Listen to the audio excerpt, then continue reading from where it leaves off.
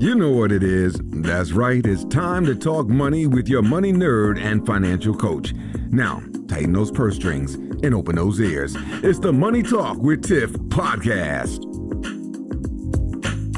Hey everyone, and welcome to another episode of the Money Talk with Tiff podcast. So today I have Sarah Holden back with us. Sarah Holden was on episode 62, where she talked all about retirement. She is currently the Senior Director of Retirement and Investor Research at the Investment Company Institute, ICI, the leading association representing regulated funds globally, including U.S. mutual funds and exchange-traded funds, ETFs. You know, we've talked about that.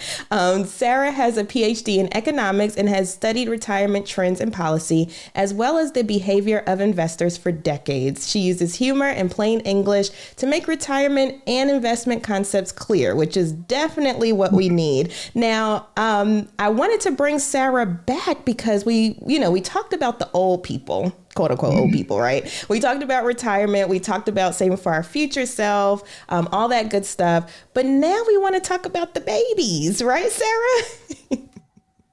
Yes, definitely. Education really so important. So I want to, touch base on 529 plans today. Yes. So 529 plans, I guess let's just start at the very, very beginning. So what is a 529 plan? Sure. So I would even step back a little further to think about, as you've got kids growing up, want to think about their future path. And it really is so important to get more than a high school degree these days. So if you have a bachelor's degree, you actually earn 84% more over your career than someone with just a high school degree. And if it's an associate degree, you actually earn 40% more. So this really is, an important step in your children's, education and process through life. And, it's a big expense too. The average, 4 years at a public university is about $23,000 a year. If you go to a private university, that's about $52,000 a year. So this is something that it really helps to get on the path to accumulating, some assets to use for these expenses pretty early on. And 529 plans are really a great way to do it because they offer tax advantages. So what I gather from what you said are 529 plans help you save for your children's education expenses. Now, I know that's very, very broad, and I've heard so many different things. So I just want to kind of narrow that down a little bit. So you can use these funds for what kind of, educational stuff? So there's two main types of 529 plans. One's called a prepaid plan. And with the prepaid plan, you're actually buying something pretty specific. You're getting at a set price today future sort of tuition credits. So you're buying your tuition in advance. And typically you need to live in state to do that. And typically you go to an in-state school. But there are ways that it could be applied to, other schools. And if your child doesn't go to an in-state school, you may be able to get some money out, but you really want to pay close attention because the design of these are really that you are planning to go to an in-state school and you're getting that tuition at a set price today, and that's kind of locked in. The other type of 529 plan are the savings plans. And these are much more flexible. And there you're contributing to an account for the beneficiary, for the student. And the money that you're putting in is going to be invested in a way that you choose. And it's going to grow and compound without you paying taxes on it while it's in there. And then when you get to college and you're taking the money out for your child, it comes out tax-free if you use it for these qualified expenses. And that's what you just asked, well, what are the qualified expenses? Well, it's the tuition and any required fees. It's also room and board. And there's also a list of sort of other things included. And indeed, with the savings plan, some states may allow you to use the money to pay off. There's a $10,000 limit, but you could pay off student loans that you have. Or you could also use it for K through 12 expenses in some cases. So definitely can use it for the higher education, may be able to use it for other education-related expenses. And there's a list that you can find on the IRS website of exactly what expenses you can count. But really, it's to give you this account to use for this really the expenses surrounding the college education. Gotcha. Now, I want to go back a little bit because you mentioned the prepaid accounts. Mm-hmm. Now, those aren't really talked about too much. If someone was interested in getting one of those plans, how would they do that? Do they go directly to the school that they would be interested in, or how do you get that part started? Yeah, so the prepaid plans are out there, and you would go to your state. And actually, a really great website is put together by the College Savings Plans Network. And they have a comparison tool there where this nice map of the country pops up, and you can click on your state, you can click on other states, and it will show you what the plans are. And really the first best place to start is with your state. And this is because often your state might have a tax advantage for you above and beyond these federal tax advantages we've talked about. So first best place is click on your state, and then look to see what the prepaid plan offers, if there is one. Typically, there is a savings plan. So really, most states have a savings plan. And there you can look to see, well, do I want to work with a broker or an advisor? There's often a direct sold option where I could just go directly online and open up the account. But really, the best place to start is with this comparison tool to figure out what your state offers, and then what other states might have in competition to that. And, that was a perfect segue, because that was going to be my next question. Like, if you do, like, let's say, for instance, you're like, okay, I do want to open a 529 for my kids. So let me just take you through my thought process. Years ago, right? It was around my birthday, and I was doing my financial plan. And I was like, ooh, like, college is going to break my financial plan.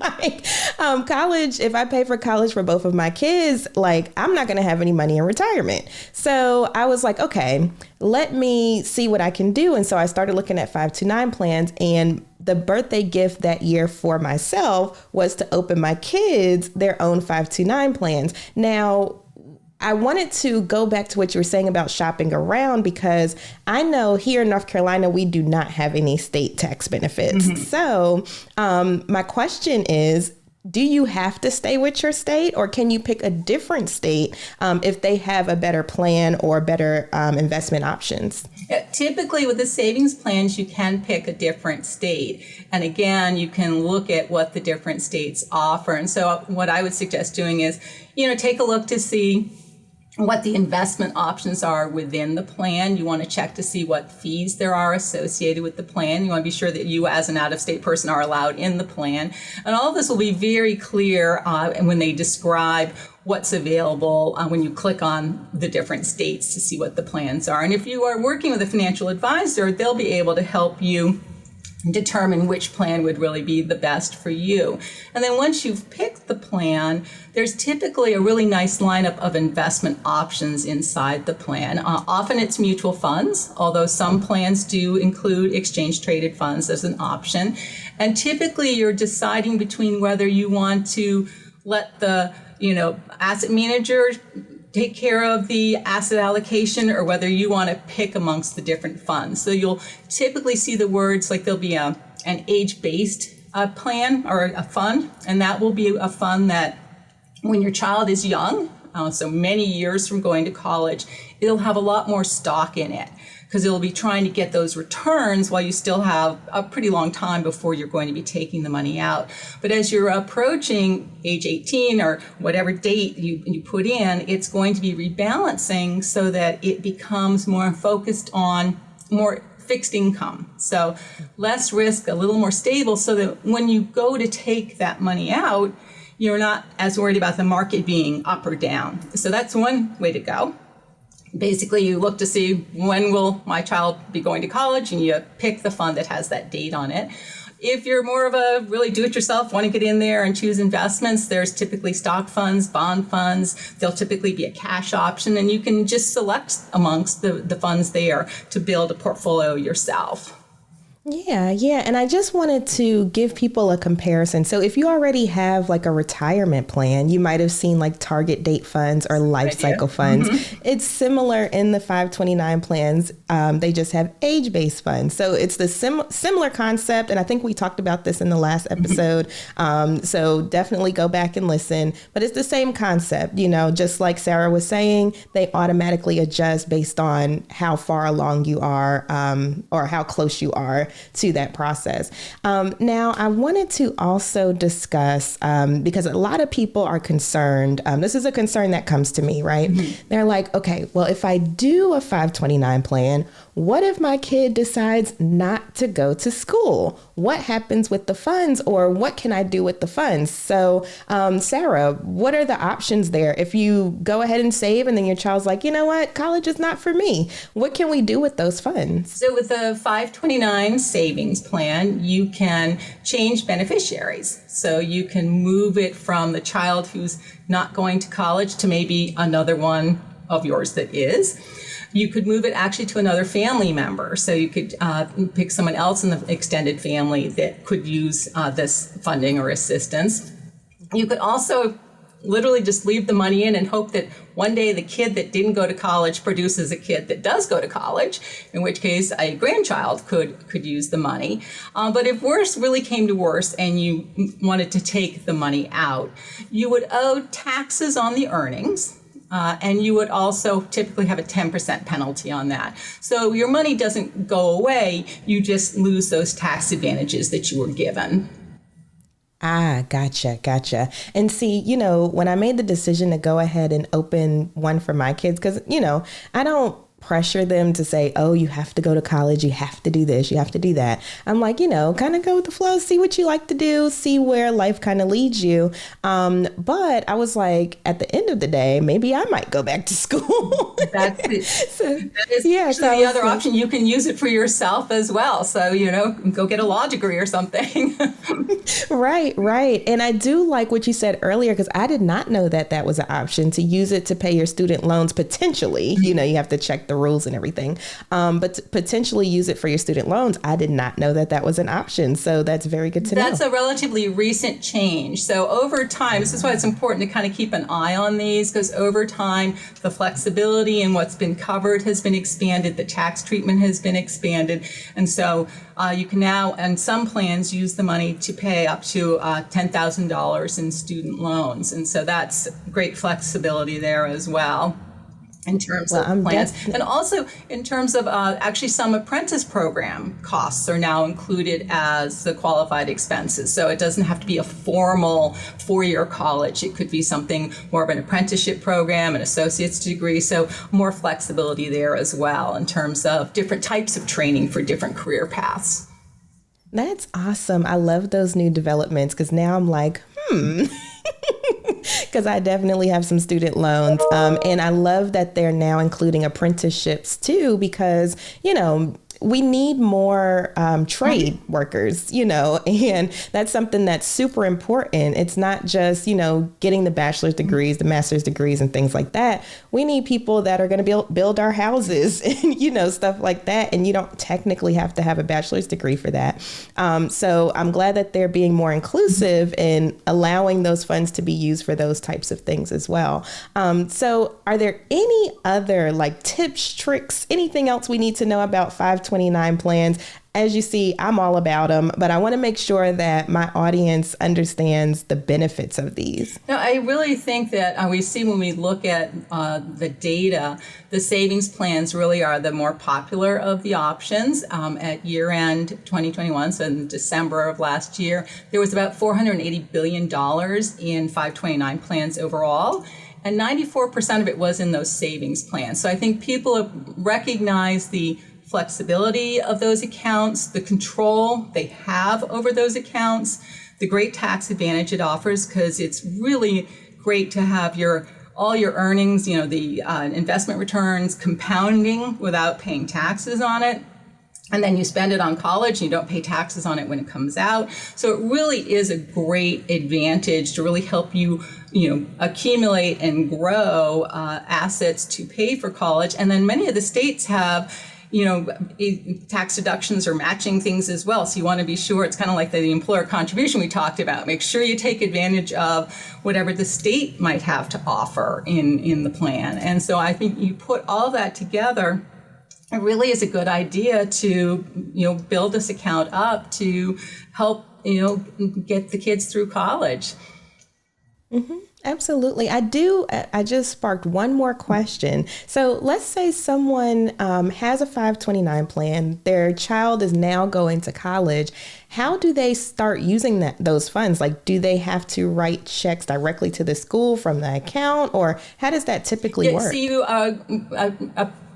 you contact the plan and request a distribution, and they will typically send a payment directly to the school in question. So if you're doing, some people, you're doing monthly payments, you want to sort of suspend your normal monthly payment that you're paying to the school and have the 529 plan send a payment, they will do that. And then you want to keep track of that because the money came out. You want to keep track that you actually spent it on education so that if the IRS asks you later, you can say, yes, I did spend it the way I was supposed to.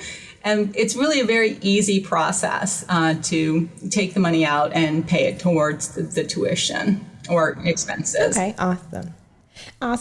Yeah, I'm not there yet, but I was like, let me ask this question for myself. Yeah, and some people find that even while their child is in college and they're paying out, they may still be contributing in because of the tax advantages that the state offers.